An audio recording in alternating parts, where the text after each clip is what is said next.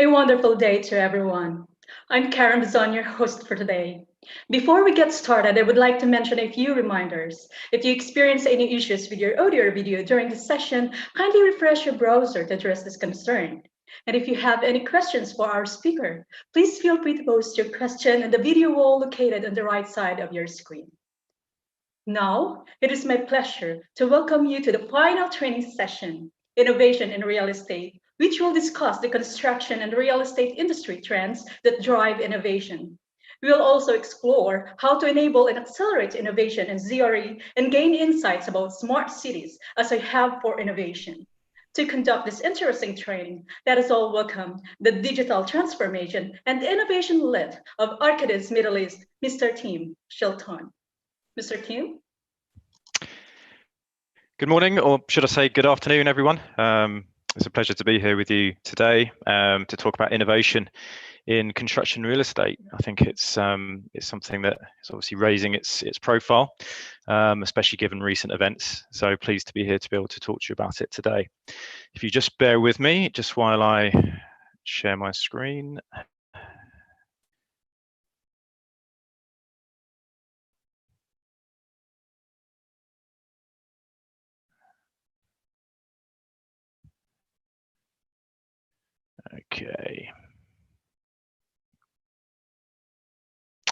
Okay, hopefully you can all see that.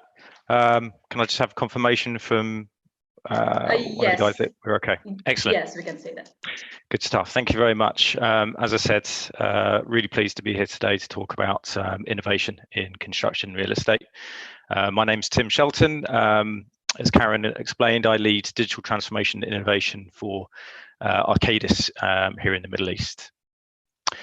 So I think it's fairly obvious that there's a lot going on in the world right now. There's a huge amount of mega trends that are impacting our daily lives and every industry, to be honest. Whether that's mass urbanization or demographic change to climate change, digitalization, the decline of the natural world. I don't know how many of you have seen the recent David Attenborough documentary. It paints a pretty desperate picture of the sort of situation we're in, but at the same time presents huge opportunities for how we can respond through our various different industries. Now, just to summarize that, and that's a slide that we could probably talk about all day, and the various different impacts that's going to have on our industry. But to summarize that, I really think that there's four main lenses I think that we should really view major impacts on our industry, and this is something that my company Arcadis have recently released as part of their refreshed corporate strategy. These are the focus areas that we're going to be looking at, and that's firstly urbanization. There's a tremendous pressure on city resources right now. It's citizens and the environment, and it's really driving the need for sustainable and smart solutions. And I'll come on to how we can really use that as a kind of vision statement that we can pin a lot of innovation to in a minute.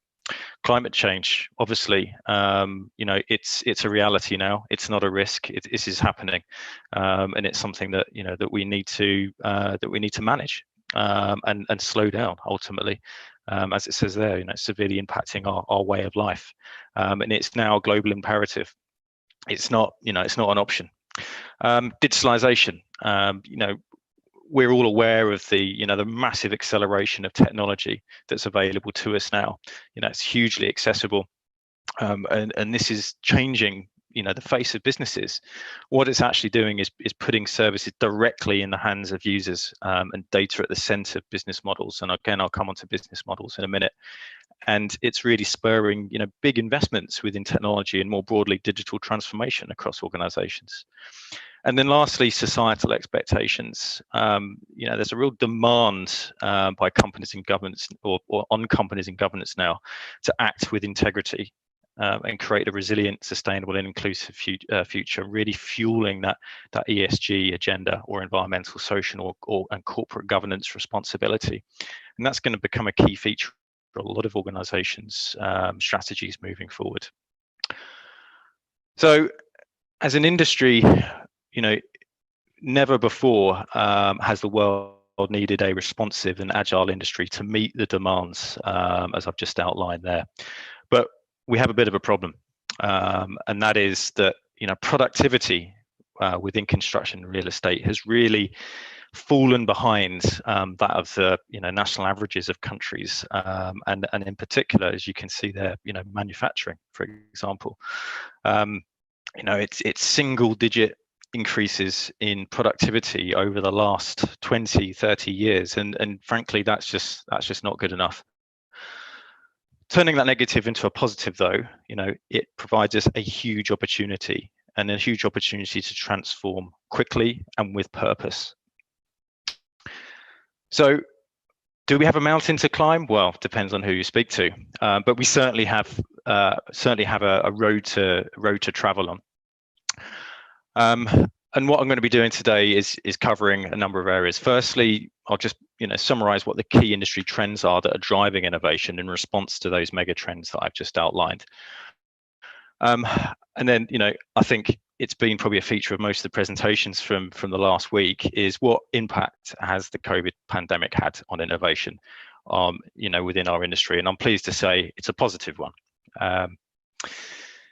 Thirdly, how do we accelerate and enable innovation with our industry? And I'll go over a few examples there. And I also want to touch on smart cities. And I think this is especially, compelling, given the fact that, I think a lot of us are probably living and working in Dubai right now. I think there's huge opportunities that cities hold in particular for really acting as the catalyst for driving innovation in our industry.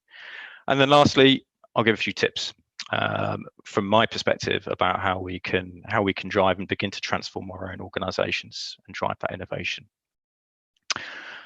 So I don't think I need any more of an introduction. Here I am. I'm actually a quantity surveyor by trade. I started my career back in London just under 20 years ago. I've worked in a number of different roles from consulting and client perspective, working within strategy, PMO, digital transformation. I have an MBA from Manchester Business School, and I'm a fellow of the Royal Institution of Chartered Surveyors, and I do a lot of this industry speaking. I'm a keen change champion within our industry, passionate about the opportunities that that we can jump on. So what are the trends in our industry that are typically holding us back? And I don't want to dwell on these for too long. It's we're in an industry which is cyclical in terms of its demand. We're characterized by that. We're the first industry that really gets impacted by any kind of recession or global shock, but we are the first one to lead out of it. And what that does is that doesn't provide much certainty in terms of how we operate and the output that we drive. Risk mitigation, well, risk gets passed across the entire value chain. So it's one that we're constantly having to kind of cater to the hands of the market. There's no genuine consistency on a year-by-year basis, it seems. There's low barriers to entry as well, particularly in those projects where low complexity exists. Informal labor and unproductive companies thrive in this area. And as such, it holds us back. In terms of industry, there's no incentive to do things differently. Lowest bid wins. This is something that I'm sure a lot of us on this in this conference experience. It's a very traditional mindset when it comes to procurement. We're not looking at value add. We're looking at lowest cost, and unfortunately, that again doesn't give rise to a change within the industry. Skill scarcity, and I'll touch on this in a little bit more detail later in the presentation, but we are facing quite a skills crisis within the industry, a huge brain drain, and it's about attracting people with new skills into the industry, and we need to do that quickly. Industry fragmentation, it's a very, very fragmented industry, huge fragmentation vertically and horizontally. And we're not particularly well integrated, and the value and the knowledge gets lost, as we go through that value chain. Misaligned contracts and incentives. How many of us have been there before? I don't think I need to dwell on that one too long. And then ultimately, technology utilization. We've been very, very poor at adopting technology when it comes to other when compared to other industries. And that's reflected by this chart, which again, I think a lot of you have probably seen, in terms of the ranking of digitalization within industries, construction in particular. And I know that, we can probably position ourselves given where, the different sectors in which we work, but construction generally sits just above agriculture and hunting. In terms of its digitalization, it's not particularly enviable place to be. So there's work to do. And actually, a study by McKinsey outlined that there are 35 to 40% productivity gains to be had through transformation in our industry, and I think a lot of that will come through the adoption of technology and new ways of working. That translated into real capital savings could result in up to 15 to 20% worth of capex savings. So it's a huge impact in our industry, and value is to be had across the value chain. In real numbers, what that does is, McKinsey also forecasts that globally we need an investment of, say, around $70 trillion to meet the needs of countries moving forward in terms of real estate and infrastructure demand between 2017 and 2035. So if you actually translate that value into a numerical figure that reflects those capital savings, it's $14 trillion. So, there's a lot at stake here. So we're now, venturing into this new world of Industry 4.0. It's based upon connection, new technologies, integration of different systems to unlock value. There's huge opportunities. As I said at the top of the call, technology is more accessible than it ever has been before. So what's holding us back? What we have seen within the industry actually is a massive increase in venture capital investment in Contech and PropTech over the last few years. From $1.8 billion in 2015 to $21.1 billion in 2019. The attraction and the value adds that can be seen from investing in tech startups and tech companies within this industry is growing all the time, and that's great news. What impact has that had? Well, it's brought about quite a bit of industry consolidation as different companies look to acquire different businesses based upon gaps within their current digital capabilities, but also trying to evolve their current propositions to include that tech and innovation factor. And what we've also seen is prop tech being validated by big tech. And when I say big tech, it's the traditional tech companies that we think of, the likes of Google, Amazon, etc. We can see that they're beginning to creep into our industry. So we need to reinvent ourselves. We need to do it quickly if we're to stay in the game. And what I've just done there is just outline, some of the bigger transactions that have happened within the technology space within Contech and PropTech over the last 5 years. And you can see companies like Airbnb, Amazon, they're beginning to come into our industry and offer the sort of solutions that we can, but just in a more, digital way that adds value. It's changing the rules of engagement. The most recent acquisition we saw just over the last week was Autodesk's acquisition of Spacemaker for, I think it was close to $240 million. And what that gave Autodesk is a capability within generative design. And that's a massive disruption within our design and engineering sector that we have to be aware of. So in summary, I guess, we are facing a new a revolution in our industry. And again, I've taken some of McKinsey's material here and I've just adapted a model that they've recently put out to the market in terms of how construction real estate can be reimagined. So you've got market forces on the left-hand side, so customer demands. They're looking at the procurement of information and data now, so they can unlock the value of technology implementation. There's scrutiny over public budgets. We've got a focus on TOTEX now, as opposed to just purely capital costs. So optimizing the total cost over the life of the asset, which is a big game changer and a big trigger for innovation. So they want to engage with us in new way through a platform type of approach. It's about asset adaptability, fragility and resilience, product consumption. I'm not going to go through all of those because again I could probably speak about this all day, but there are they're huge market forces. But one thing I would highlight there is on the left hand side is around market regulation, and I think stricter health and sustainability regulation in particular is really going to drive the need for innovative approaches to construction and real estate delivery in the future. On the right hand side, we're also seeing things happen already. So those emerging disruptions, we can see that there's new production technology enabling modularization and off-site production. So in industrialization of the delivery process, we're already beginning to see that. We've got huge markets in Saudi Arabia, for example, where they've got a huge real estate spend, where the only way they can deliver that is through looking at those industrialized processes to real estate delivery. We've got new materials. The asset life cycle is being increasingly digitalized. So the emergence of connected data sets, through Internet of Things, digital twins, virtual models, etc. New digital sales and distribution channels, machine learning, AI, predictive analytics. All of these things are beginning to creep in, to our sector. And also we've got the expanding ecosystem. So new tech startups, as I've just explained. We've got the collaboration of the private and public sector to incubate, new innovation or new startups through looking at human-centric solutions to real problems. And again, that's something I'll dwell on a little bit more later.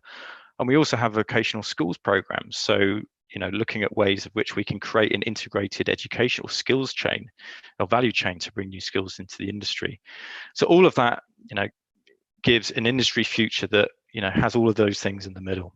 Productization, specialization, we're looking at supply chain resiliency, consolidation in the market, client centricity, tech investment, talent strategy and investment. That's going to be a big one. Looking at pulling those skills into our industry. As we begin to become more productized, what that does is lower the barriers to entry to other international markets, so we can become more global potentially. And then lastly, I'll put sustainability, purpose, and embedding in innovation culture. That's incredibly important, and again, that's something that I'll dwell on in a minute.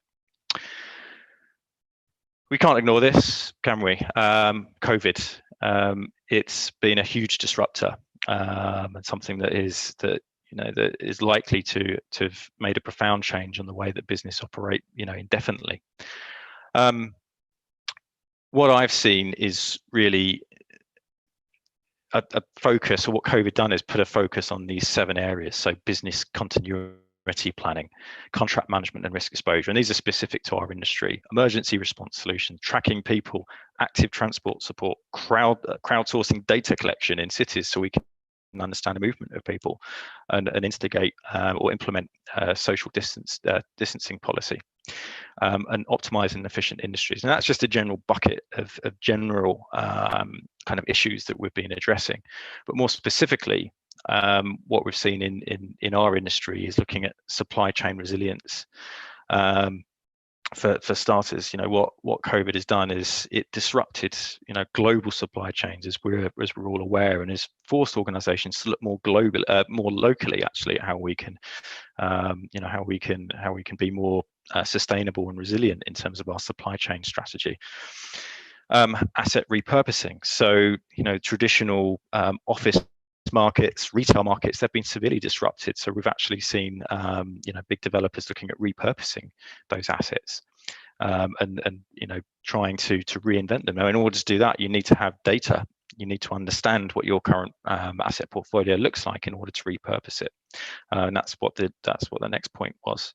Virtual site monitoring, workforce distancing and return to work strategies, virtual team collaboration, work from home, scenario-based business planning, and employee health and well-being. These are all things that we've been that have impacted our industry. And apologies, I'm rushing on this particular slide because I know how much I've got to get through today. So what I want to do now is just give you a bit of a flavour in terms of some of the examples of new capabilities that have been born out of the pandemic. And I want to start with a company called Downtown.ai. This is a company that has been born out of the, or not born, is actually being brought into the Arcadis Techstars collaboration, which again, I'll go into a little more detail in a moment. But this is a video explaining how their technology has actually helped efforts in terms of understanding city movements and driving social distance policy within cities.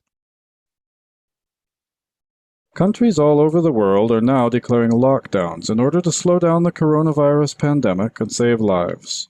But on a city level, it's hard to understand in which neighborhoods and open spaces lockdowns are being preserved, and in which areas authorities should invest more effort to enforce the lockdown. Downtown.ai uses machine learning, large locational data sets, and real-time visualization to map and analyze the entire human movement in cities, including all modes of transportation. We can provide an immediate solution to cities and countries around the world. Within 2 or 3 days, we can deploy a virtual dashboard that maps the hour-by-hour human movement in their jurisdiction. Using our human movement mapping with daily updates, authorities can easily identify which neighborhoods contain a higher proportion of people who are neither at home nor at work, providing them with guidance on where to focus enforcement and education efforts in order to slow the spread of the virus and save lives. So that's a great example of a company that is really, using data analytics to support, a kind of proposition that has been born out of the pandemic. And I'll actually come back to Downtown AI later in the presentation to show how that technology has actually pivoted to a new use case, which will have more longevity in our industry. I think it's also worth mentioning this particular collaboration as well between Boston Dynamics and HoloBuilder. So Boston Dynamics, a robotics company, they have put robots out into the market that have been really helping that kind of virtual monitoring of construction sites. And this, we know that there's companies out there that have actually invested in these. Their collaboration is with HoloBuilder. HoloBuilder are a company that I guess I would sum up as the Google Street View for construction sites. And this has actually helped the effort in terms of virtual monitoring or virtual management of construction sites during the pandemic. So in the standard workflow, probably the most precious resource we have on the site is time. And traditionally, you would have to sacrifice time out of your given day to go harvest pictures and take them and organize them. The big problem with capturing progress of a construction site has always been unstructured data. So with HoloBuilder, you've got a system that if you put the data into it correctly, you'll unlock the machine learning capabilities of HoloBuilder. And then now with Boston Dynamics Spot, it's a lot easier to capture this data in the proper way, consistently, and in the same location over time. Now, the project team is afforded daily construction photos harvested accurately and again in the same exact location with a high degree of fidelity without having to occupy or offset any of the staff's time. We're most excited about getting Spot in the field, and we're excited to get Spot into the hands of real users on real job sites and to figure out where other applications of this technology can take us. It's a really interesting one, that. Robotic dogs walking around construction sites. I don't think we probably would have envisaged that 2 or 3 years ago, but this is a technology now that is genuinely becoming more accessible, and I believe has a long-term proposition beyond what we've seen recently in terms of social distancing and that virtualized construction monitoring requirement that we need. And then lastly, in terms of the use cases and the propositions I want to introduce today from a COVID perspective is another company that we have collaborated with out of our Techstars partnership called CreaVision. They're a long-range computer vision platform based upon image recognition. And this, again, I think, it definitely had a use case during the pandemic, but I also see this, pivoting into understanding more about how humans interact with assets moving forward, so we can bring that knowledge into the early stage design and optimization process. Anyway, I'll introduce you to the video.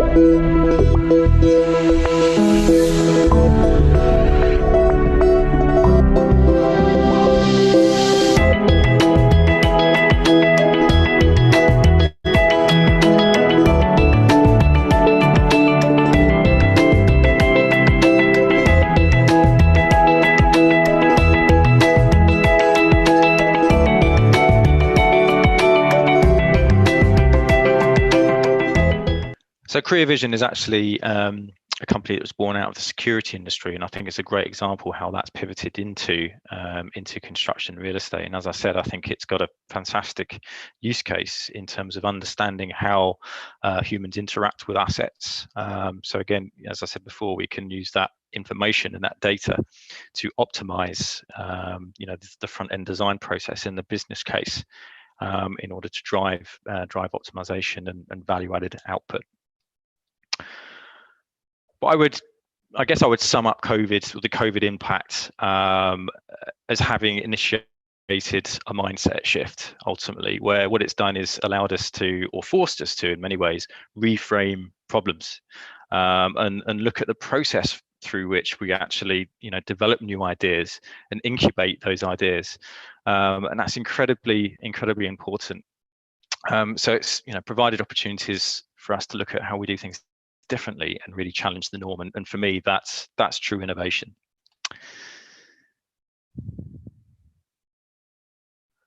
So that kind of raised the question about, it's great having ideas, but how do we actually ensure that those ideas are scalable and turned into genuine propositions and products that really help our businesses show greater resilience and agility moving forward? And that's one of the questions I want to answer in this next session, in this next section. I also want to look at how we embed and solidify an innovation culture within our organizations, and that's incredibly important. The people element of this is probably the most important, actually, I would say. And then lastly, how can we collaborate and connect as an industry to accelerate change through innovation? And I've got a few ideas and a framework I'd like to introduce you to. So in my view, when it comes to looking at any idea or any innovation within the early stages, we have to look at it through the 4 fundamentals of the business model. And those are viability, feasibility, desirability, and adaptability. So in terms of viability, how are we actually going to make money with this? How are we going to cut costs? Does our solution deliver a sustainable return? How can we justify our investment? So it's all very well having an idea, but in order for it to stick, we have to look at the commercial element of it. We have to almost become intrapreneurs, a new term that's been invented recently, where we're bringing that mindset, into the company about the commercial realization or the monetization of a new idea. Secondly, feasibility. We may want to live on Mars, but it's not technically feasible yet. So we have to look honestly at ourselves in terms of, do we have the resources and the capabilities that we can build this proposition? Do we have to look elsewhere? Do we have to look at the market? And then ask questions about how we partner. Will we acquire a company? Will we partner with them? Will we form a strategic alliance?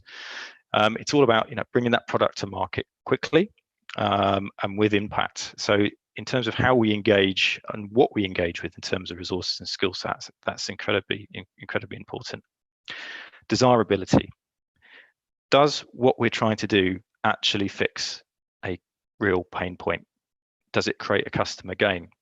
And do we help a customer accomplish a job to be done? I'll come on to that in a little bit more detail about how we may want to adopt a design thinking approach when it comes to idea generation in a second. And then lastly, adaptability. Again, it's all very well having that idea, and we've ticked the boxes in terms of viability, feasibility, and desirability. But if there's a technology or a piece of regulation that renders that that proposition obsolete within the next year or 18 months, what's the point? Is an 18-month return on investment or monetization period good enough for us? So these are the things that we have to be aware of. And I think in terms of adaptability, it means having a technology watch function in every organization, just a scanning ability to understand what's out there. Otherwise we could be developing products that actually already exist in the market, and we could actually sink investment that doesn't provide a return in that respect. So this is the business model canvas, and this is something that I would urge anybody who has an idea or early stage innovation within a company to really look at. And again, it's just a structured way of looking at an idea through those business fundamentals. So you look at key activities, key resources, cost structure, revenue streams. You don't have to go into a great amount of detail, but it's kind of like a plan on a page, an innovation on a page, which really lets you understand, where that innovation maybe is coming from. So the sort of things that you may want to consider, stress testing that idea at a very early stage before you start committing to it further in terms of investment. I mentioned the desirability piece, sorry, I'll come on to that in a second. What we're finding a lot at the moment is actually companies understand that they need to innovate, they need to change their business models, but at the same time, they need to execute their current business in order to keep the revenue coming in. So you're kind of playing a bit of a balancing act. So it's about looking at your current business models, stress testing those, look at whether that proposition is still valid in the market, how much longevity that has, but also looking at how we could potentially develop new business models, through innovation. So we're executing or running the business and changing the business at the same time. And if we're innovating in terms of business models, how do we then scale that back into our existing business in order to exploit those gains? How do we come up with the ideas? How do we really test the desirability element before we start committing to that ideas? Now, the way that that I often encourage people to do this, and the approach that Arcadis takes, is very much a design thinking process, where we empathize to begin with. We try and understand what the pain points, the significant pain points are of a client, before we then start defining what the user needs and current problems are. And then we ideate. We look at, nothing's off the table in terms of the ideation phase, and we kind of have a convergence effect. So we really cast the net really, really wide before we then start bringing back in terms of prototyping some of those early ideas through to proof of concept before testing and implementing. And that you can see on the top left-hand corner of the screen there, that's a value proposition canvas, and that's a really useful tool for beginning to understand that problem statement. So looking at your customers' jobs, looking at their pains, and looking at what their gains would be, before you then start looking at those gain creators, the pain relievers, and the products and services that could potentially be used in order to develop those early proof of concept. So I would urge you all to start using that if you have ideas, in order to validate that desirability piece before you move it along the innovation funnel. And what we're seeing is actually a lot of businesses are creating new entities within themselves, and it's known as the kind of oil tanker and speedboat kind of metaphor, where the speedboat is the agile, smaller business unit that has that kind of experimental thinking, looks at new business models, and then looks at how they can be brought back into the legacy business. And one example of this is a company that Arcadis started earlier this year, in fact, in the new year, called Arcadis Gen. And what that is, that's a company that prides itself on being bold, disruptive, and experimental. They're 200 people, within an organization of 27,000. And what they're beginning to do is, as I said, just looking at how they can develop new business models to start disrupting not only the industry, but ourselves as well. And we want to bring those capabilities back into our existing business, so we become more relevant, and it increases our longevity in the future. I mentioned the people element earlier, and this is really, really important. We are not very good at attracting really good people into the industry, and even worse, at retaining them. That's not to say there aren't good people in the industry. There are, but we need to become a lot more effective at it. The statistics show that actually most construction workforces contain a workforce that the 22% of their workforce is over the age of 50. Now that presents a massive risk in terms of brain drain. A study was done amongst 16 to 19-year-olds, so school leavers effectively, and they rated industry appeal as 4.2 out of 10. Now that's frankly not good enough. We're not pulling the right people into our industry. And only 1% of employers appear to have apprenticeships. Now that's even more concerning when we look at the longevity of current skill sets. Now, what I've got there is the diminishing curve when it comes to skill sets half-life. So effectively, how long does it take for a skill that's acquired to become half as valuable as it was when you first acquired it? Now, traditionally, and when I say traditionally, this is probably going back to when I first started work nearly 20 years ago, you'd be fairly confident that skill would give you 30 years of real value, valued output. So essentially, you could go to university or do a higher educational course, and you'd be fairly confident that you'd get a career out of that particular skill. Now, studies show that actually that 30 years is becoming, or is going to be decreasing to 5 years, and that's not in 10 or 15 years' time. This is within a couple of years, and I think what COVID has done is accelerate that trend, and that's an amazing statistic. Pretty scary, but again, presents a massive opportunity and a real, burning platform for the industry to change. Studies also show that actually the average grad or average school leaver now will have 17 different jobs across 5 different industries. Amazing. And the skills that are going to be required in order to really drive business and moving forward are more within the softer space. It's the creativity, it's emotional intelligence, it's the critical thinking, it's the sort of skills that you would need in order to bring new ideas into the business and to have the savviness in order to incubate and grow those within the business. It's becoming an active learner. So learning is actually a skill in itself, and that's why I'm so pleased to be on this presentation delivering this presentation today in conjunction with the Real Estate Institute. I think it's a really important message that we should be driving. Leadership skills, diversity and cultural intelligence, technology skills, embracing change, obviously. So these are the sort of skills that employers have to be looking at now in terms of future talent acquisition.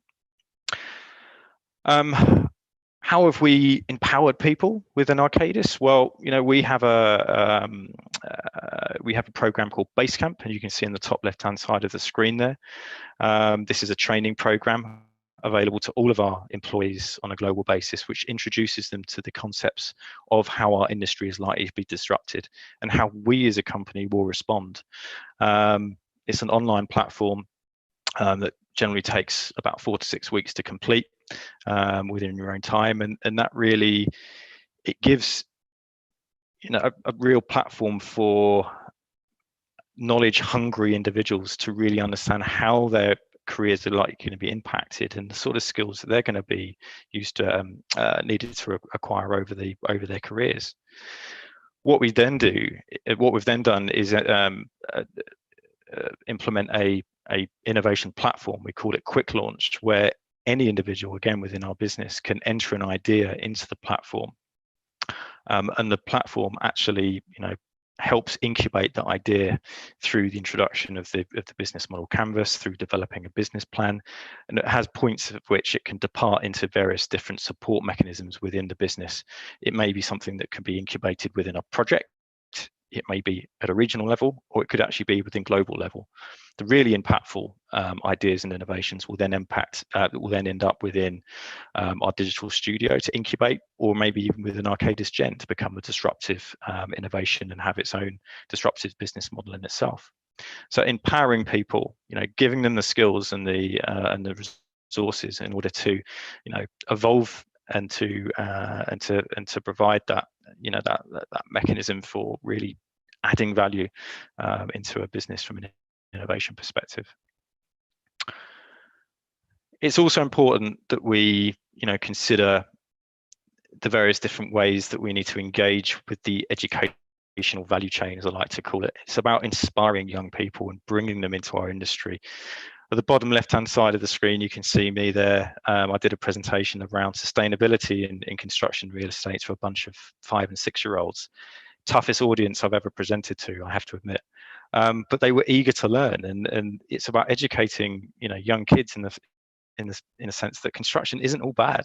There are huge opportunities for change, and this is why we need to educate all the way down through the value chain. We also held a work experience initiative through a collaboration of various different stakeholders, where we took 5 16-year-olds through a 4-week work experience program. The output was actually a Revit model that they developed collaboratively for the design of an eco classroom for their schools. And I have to admit, kids like that, having had no experience of Revit modeling before, they learned it themselves and they developed a model which I think could rival the output that a lot of our existing employees could have within the company. So absolutely astounding. And then lastly, we've also looked at acquiring or bringing in new resources into our industry. Marco Tavoni sits within my digital and transformation team here at Arcadis. We put him on an internship program. We put him through the Basecamp learning platform, as I've just been through. He impressed us so much in terms of applying those concepts into real world problems that our clients were facing, through developing data analytics propositions, that we offered him a job at the end of it. So, we're really looking and thinking outside the box in terms of how we bring these new skill sets into our industry. So I guess the exam question is, as the CRE industry, how do we attract the right skills and harness the power of new technologies and innovation to accelerate change and create resilience in an industry struggling with a legacy of underinvestment and deep-rooted fragmentation? That's quite a question. And I think some of the material that hopefully I've been through today gives you a bit of a flavour and example of sort of the efforts that can be made. What I have tried to do, though, is summarise this in terms of how all the way through the various different parts of the value chain within the industry, we can do different things. Now, again, I'm not going to go through each one of these in turn, but it just shows that, we each have our own role to play, whether that's, operating at a government level or whether that's operating at, a supplier level. We each have responsibilities in terms of genuinely changing construction real estate for the better. And it starts with developing that digital vision for the industry, which is why I'm so pleased to be, presenting today. I think governments and institutions like DREI, have a real responsibility in order to drive that message so the rest of the supply chain can respond. It's also about providing the venture capital programs for ensuring joined up innovation. And I'll come on to a few examples of that in a minute. In terms of the developers and in terms of our clients, they have a responsibility when it comes to putting their requirements out and mandating and measuring technology implementation that is brought through the supply chain. As tier 1 suppliers, we have to go through our own digital transformations in order to respond to both those governmental and measures implemented by those developers and clients that we work for. And then, at a supply base, it's about how we can look at maybe things like product modularization, integrated processes, automation generally, if we're generally going to make a change.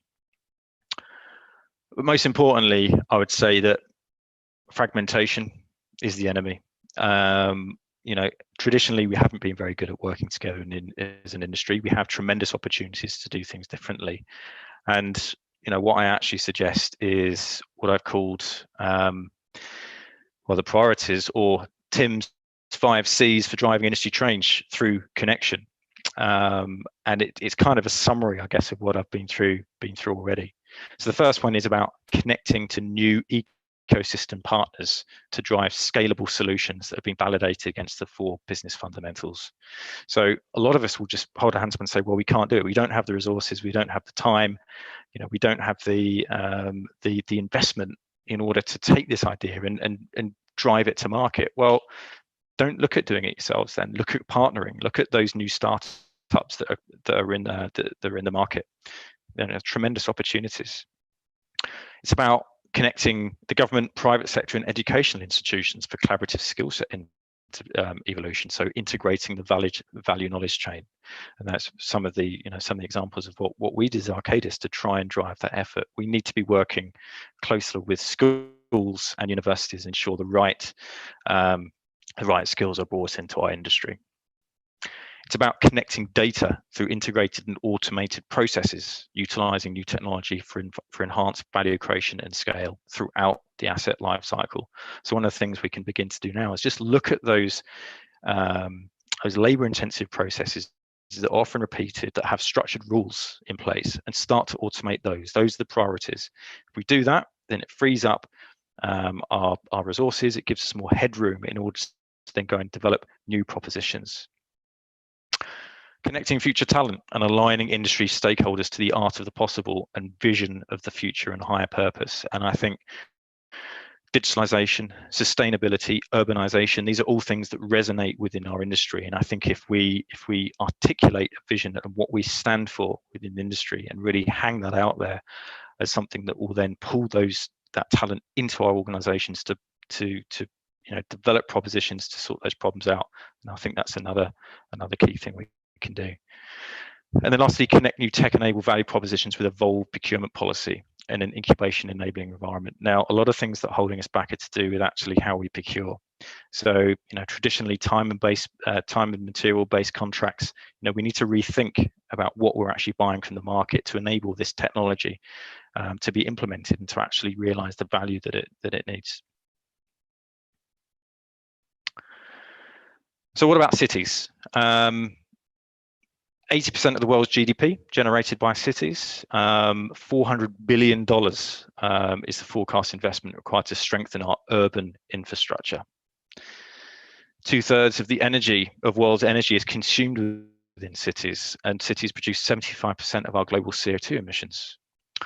2/3 of the world's population will be living in cities by 2050, which is a 2.5 billion increase in world's population living within cities. Phenomenal.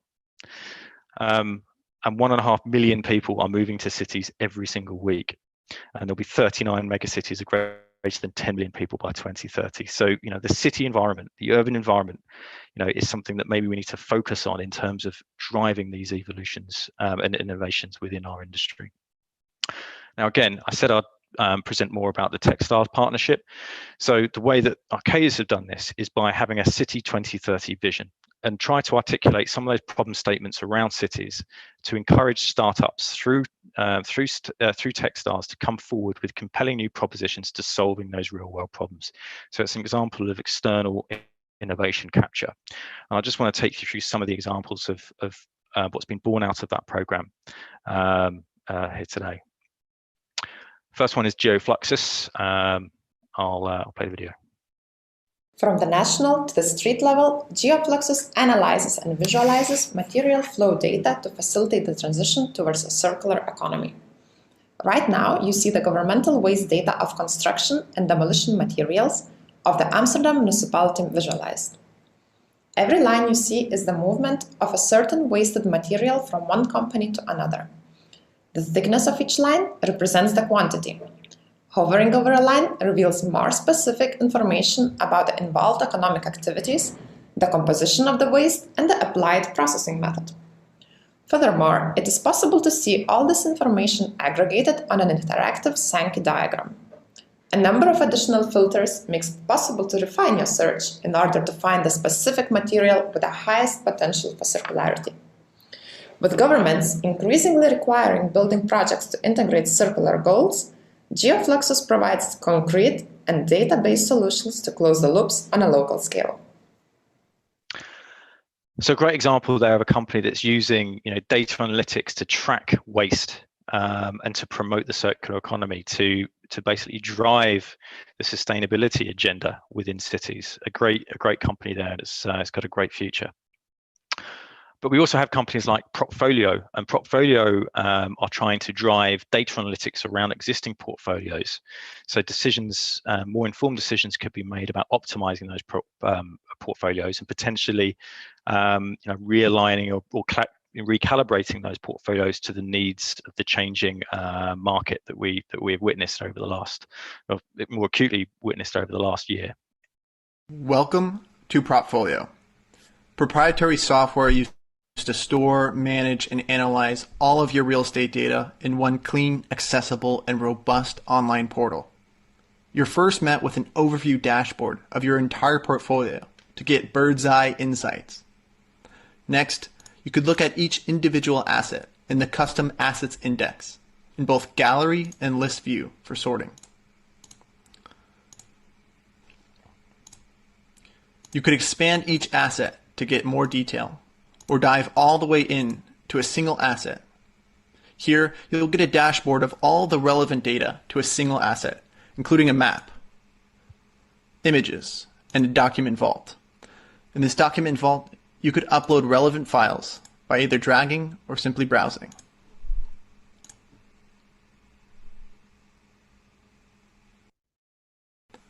Adding a new asset to Propfolio is as simple as uploading a CSV. You could do a single asset at a time or in bulk by either entering manually or simply uploading a CSV or TSV. Propfolio will then ask you to confirm each header to make sure that it's matched correctly. Next, simply click Review. Here, you'll be able to review all of the assets that you're about to upload. Click Continue. Once submitted, you will see all the assets now populated inside your asset index.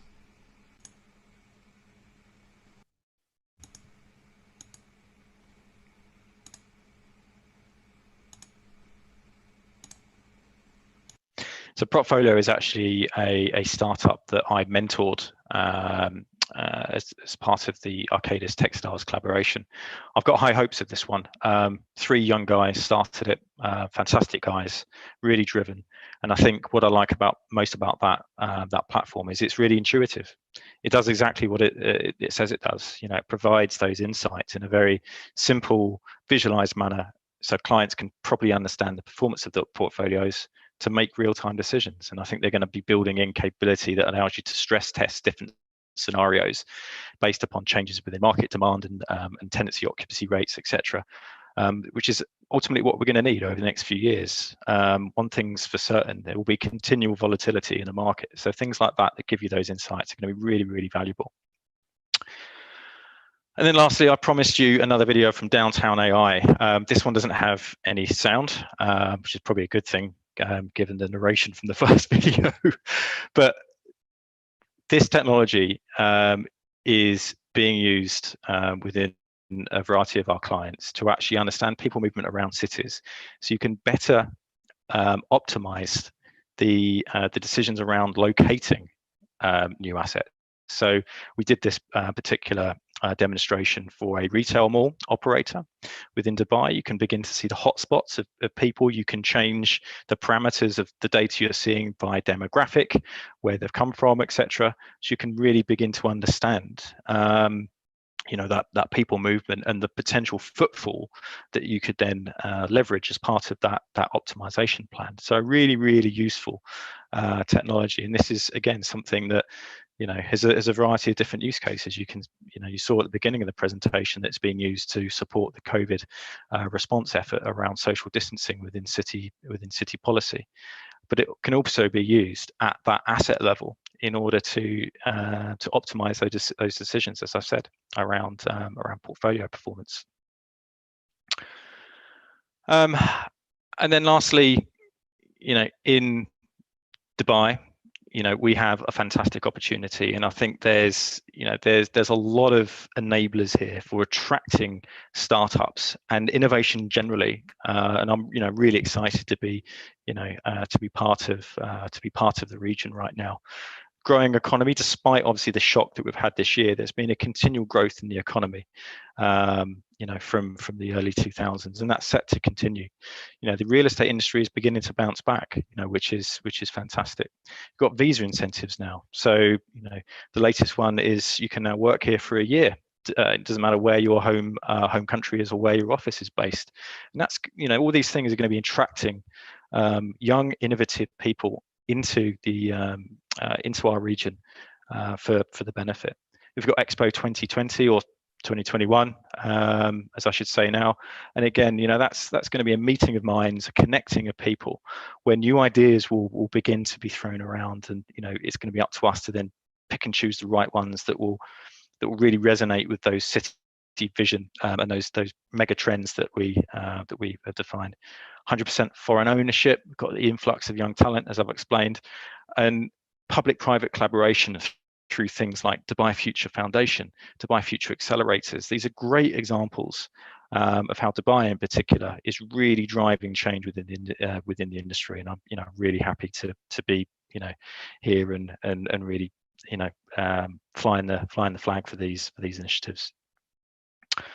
But smart cities involve much more than just technology and data. We have to take that holistic view. Now, again, this is something that Arcadis have put together. It's called our Dynamic Urbanism Framework. And again, it just really highlights that actually it's around assets, tools, and practices. So we have to look at those big trends in terms of resilience, sustainability, continuous innovation, whilst looking specifically at the assets, that we want to drive value through. So urban infrastructure, built environment, natural assets as well.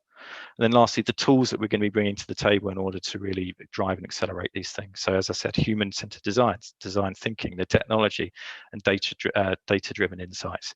Apologies, I'm rushing because I realise I'm just about approaching the hour. But just really reinforces the fact that we need to take that holistic approach to innovation and what it means to our cities. I also promised you a few tips on where you could potentially start. Now, this is my opinion. I think probably the first one is look at your current business model, stress test them from the different perspectives of the business model canvas. Start to adopt a human-centric approach to incubating new business models, linking them to genuine problem statements and looking at their longevity, their scalability, desirability, etc., to drive that focused automation and innovation that we so need within our organizations. Consider your vision and purpose as well, not just from an organizational level, but an individual level as well. What is most important to you? What are you really going to hang your hat on in terms of innovations moving forward? And it's about embedding that culture of creative thinking within your business. So using some of the examples of maybe what we've done at Arcadis and really building those in order to inspire and empower your workforce. Consider your make, buy, borrow approach to capability acquisition. Don't use the excuse that you don't have the resources in your company in order to drive this. The resources can be found. You just have to, look for them in the market. Set targets and monitor. So it's all very well wanting to do this, but what are the KPIs and objectives that you want to achieve? Embed digital transformation and innovation within your strategies in order to really, create sustainability, resiliency, and agility within your business. And then lastly, this is something that a concept that our new individual within our business who drives agile product development has said: write a press release for your company within 12 months time, and the sort of products that are now being offered and solutions that will be offered by your company. You'll be amazed at actually how useful that is in terms of having and refining the propositions that will be incubated for your company. But most importantly, I would say it's about inspiring and empowering people. That's Mini Tim, that's my son Toby. Maybe 10 years ago I would have been reluctant to really encourage him to come into our industry, but I think now with the opportunities presented through technology and new ways of working, I think the opportunities are really bright within our industry, and especially given where we sit here in Dubai. I think the incubation environment is in place. We have no excuses now. So I think be brave, take a leap of faith, have faith in the tools and the process, and you'll come back down that mountain that we started to climb up at the beginning, and you'll enjoy the ride. Thank you very much. Amazing. Thank you so much, Mr. Tim Schulton, for this very interesting, engaging discussion and for your very informative presentation. We will actually cover one or two questions before we end this session. We've seen amazing collaborations and technologies being developed to make life more easier based on your presentations. Which collaboration and innovation you did first during the pandemic? We, as Arcadis, we looked directly to our startups within our Techstars program, because they offered the kind of agility and the free thinking that we needed in order to solve problems in a different way. So Downtown.ai is just one particular example of that. But we also started casting the net wider. So we actually started to to genuinely take more have a look deeper into the market about what else was out there. I think, yeah, so that's really where we started. I know that obviously not all organizations have those collaborations with those big startup incubators like we do, but you don't necessarily need them. It's just about having an awareness of what's out there in the market. Yeah, so starting with the startups and helping them, it's really very good. Yeah, I mean, I think look internally first to see if you have that capability. Because you'll be amazed at how many people are in your organization who have capabilities maybe within data analytics platforms, but don't surface it. They don't come out with it. They're too scared about actually, will it make an impact in my business? So that's where the empowerment and the inspiration and the vision comes from about how you can actually really drive those capabilities within your organization. That's very good what you said a while ago before you end up be fearless, right? Don't be scared for anything. No. There's no wrong answers right now. As the last 12 months has proven, think differently, be brave. Yes. We have a second question. During and after COVID, what do you think will be the percentage of workers at the age of 50 and above, especially in construction? Well, look, I think there's a natural kind of brain drain that we then need to backfill, right? But we're backfilling with a different type of individual, right? We are backfilling with individuals, as you've seen on that presentation, like Marco. Marco's a grad. He knew nothing about how to deliver a construction product, but what he does know is about data analytics. He knows about putting together a proposition. He knows about what is going to make an impact in a business and what's not. So I think those organizations who really take this thing seriously are going to be those who have a flexible and, I think, almost out of the box strategy when it comes to finding talent. And that's going to be, as I said, not just working with the conventional universities, because I think universities have got a way to go yet in terms of developing and evolving their programs, right? It's actually looking further down the educational value chain at the likes of schools, getting in there early. And there's programs like in the UK called Design, Engineer, Construct that I support. Companies have taken, or they've handpicked individuals within schools at the age of 14 or 15. And these companies are now flying in those organizations because they're doing things differently and making a change. Thank you for clarification, Mr. Kim. Your presentation actually is so detailed that you almost covered everything. So we have the appreciation from one audience saying, thank you, Mr. Kim, for the great knowledge and additional information I heard today, Friday. My only question, what's your plan for the weekend? So you can answer if you like or not, but I believe and wish you had a really amazing weekend. And thank you for presenting your son, Toby. It's really very inspiring, especially to those, young children's, and they can dream more and be more fearless. Absolutely. Very beautiful. As an industry, we are bringing the real estate industry, to people. We're the ones that are designing, building, and operating the assets that people interact with every day. We don't have any more excuses. We have to do things differently. We have to respond to those challenges, and we need young people, and we need to inspire young people. So it's up to us. I can see already the brighter future for him. Yes. So for any questions from the audience, we will send it to you via email, so you can address them, or also they can visit directly your website for any inquiries. And before we wrap up, Mr. Tim, is there any final words and advice you can provide to our participants? Look, I think I made a lot of big statements there. As you can see, I'm very passionate about the industry and the sort of opportunities that that we have. I think just don't be afraid. Be inquisitive, have a vision, look at the difference that your organization could make, or you as an individual could make. Develop your sense of purpose, develop your value or your elevator pitch, and just drive it. The tools and the resources are out there. It's up to you. Sense of purpose. Thank you once again. This problem includes at the all. final day, yes, of the largest virtual edition of the International Property Show and Invest in Dubai Real Estate. Thank you so much for joining us during the last 10 days as we explore the various investment opportunities in real estate and successfully utilize the most advanced technology to attract investments and create numerous business opportunities for local, regional, international real estate markets. Through the virtual venue partners events, 10X, the largest virtual gathering of the largest real estate industry, was able to feature exhibitions, training sessions by Dubai Real Estate Institute, webinars, project presentations, and tours. And we also explored investment destinations, meet many developers, agents, and businesses, as well as social media influencers and media organizations. The event also featured talk shows and insightful Ask DLD sessions. While highlighting investment destinations around the globe, the event features the Global Invest in Dubai program in multiple languages and also highlighted retirement in Dubai. We are grateful to all our participants, exhibitors, and partners for making this event a success, and we're very proud of being dedicated to provide a platform for the real estate industry to meet despite the global situations. We trust that everyone has a truly rewarding experience from the interactive activities of this 10-day event.